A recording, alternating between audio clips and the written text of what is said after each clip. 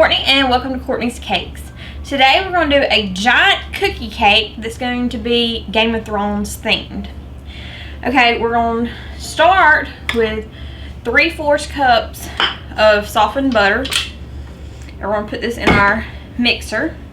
And then along with that we're going to do 1/4 cup of sugar and then 3/4 cup of our brown sugar. And we're going to mix that till the butter is combined in the sugar. Okay, now that that's combined, we're going to take and put 1 egg and 1 egg yolk in our sugar mixture. Along with that, we're going to do 1.5 teaspoons of vanilla. And you don't have to use a stand mixer for this. You can do it by hand. I've done it both ways. It's just a little harder to get the butter combined with the sugar if it's not exactly really softened. So make sure that you do that. Alright, then we're going to mix this. Okay, that's mixed together. Alright, in another bowl I have already sifted together 2 cups of flour, 3/4 teaspoon of salt, and 1 teaspoon of baking soda. Okay, we're going to take these ingredients and we're just going to dump all these into our sugar mixture. Okay, we don't want to over mix that. So just get it exactly where all of them are together because we're about to fold in our chocolate chips. Alright, we're going to take 1.5 cups of chocolate chips. I'm just going to fold this into it. Okay, now that those are in our batter, we're going to take a piece of parchment paper, and I've taken and cutting this to the size of my pan that I'm putting my cookie in. And this pan was specifically kind of for giant cookie cakes, I guess. So, anyways, I put that in the bottom, and it helps it to where you're not fighting to get the cookie out. But it is kind of a pain trying to put the cookie on this. So you just kind of have to work it on there. I'm using an offset spatula that I usually use for icing a cake.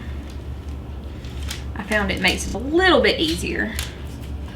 But it's still kind of hard to keep your parchment paper from sliding all over the place while you try getting it as close as you can to the edges.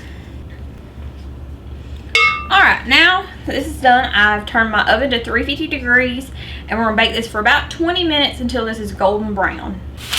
Okay, we're going to start on our decorations, and I'm going to do the Stark House Dire Wolf. Alright, for this, I took and I just printed out a huge outline of the wolf, and I'm going to take it, I'm going to put it on a baking sheet and just tape it to there.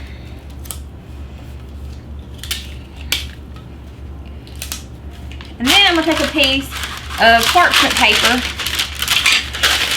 and lay it right over the design and tape that to the cookie sheet also. Keep it from moving around. And make sure it's tight to it so that you can see your outline. Just make sure you get the tape off your cookie sheet before you use it next time. Okay, I used it was about a cup of black chocolate before I melted it down. And then I put some coconut oil in that to make it a little more runny. So now, and I just heated it in the microwave. But if you have a candy melter, you can use that too. I have one. I didn't want to get it out and have to clean that. And I'm just putting it in this bottle that has a tip on it. And just a little bitty round tip. This was a number 2, but this isn't Wilton, which is I usually use Wilton tips. So I'm not really sure what this one would be in that size stuff. But anyways, all right, now we're going to take and we're going to outline all the little designs. We're not going to fill it in. We're just going to take and outline all the black you can see on here.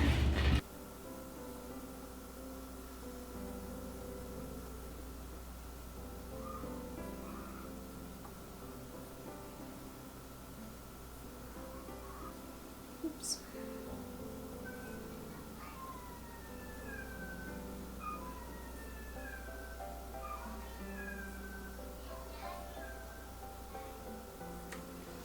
Okay, now that I have done that, I'm going to take and put it in the fridge so it'll set really fast. I've taken our chocolate wolf out of the fridge. This is the part that's kind of, I guess, tricky, because I'm just going to take, and where his face is going to be is where I was wanting to add a little bit of gray. Set him right there. His little eye come off, so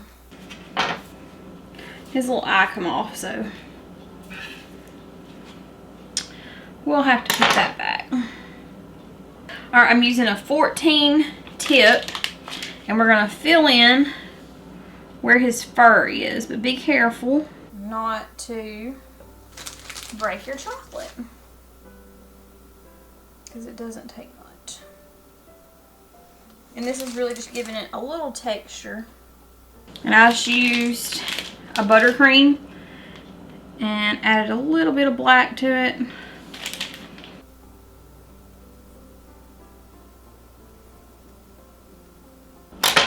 Alright, now that you've done that, we're going to do a little border around the edge. And this is going to be with a 21 tip.